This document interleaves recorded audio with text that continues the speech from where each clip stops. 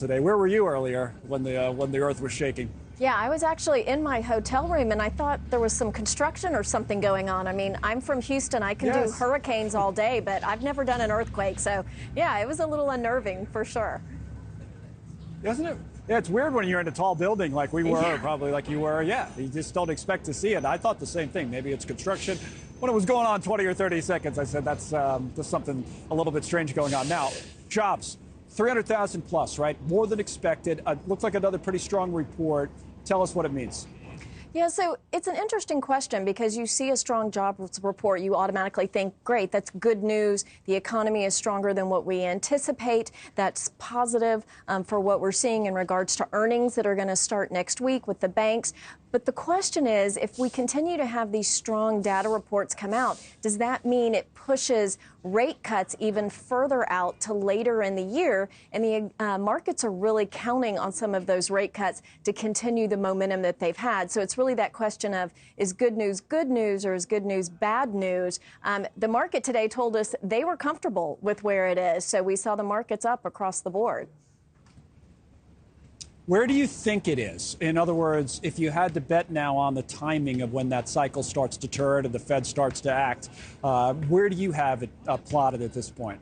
Yeah, I definitely think it's going to be in the second half of this year. You know, if you go back a few months, everyone thought there'd be 6 rate cuts. It was going to start in the month of March. We knew that that was much too soon for the Fed based on how long they have taken to raise rates to this point, and they needed to really squash some of the inflation. We're just not seeing that inflation continue to come down, that disinflation that many people are anticipating. So we think it'll be later in the year. You look at probabilities right now, you're around 50% for the June meeting, around 70% for July. I actually wouldn't be surprised to see it in the September meeting, but then look, it's an election year. You're getting close to the election date, and so the Fed has to be very concerned as to looking too political in any moves that they make. Speaking of which, speaking of an election year, the current president is running for re-election. President Biden says all the time that we have the strongest economy in the world, strongest of the world economies. And there's some data to back that up. We've had conversations on this show all the time that even though the data might show that, the people don't necessarily feel that. So what would you say about this economy, big picture, this election year? Yeah, I think you can say that we're doing probably better than many countries around the world coming out of COVID because we did have such a tremendous amount of stimulus, and that stimulus has really been supporting the consumer. The consumer drives our economy. People are out there spending. But yet, at the same time, like we were talking about inflation, prices of things are still going higher. So even though people are spending more, they may be actually buying fewer items, fewer units with that money that they're spending. So they're feeling the effects of the inflation a little bit more.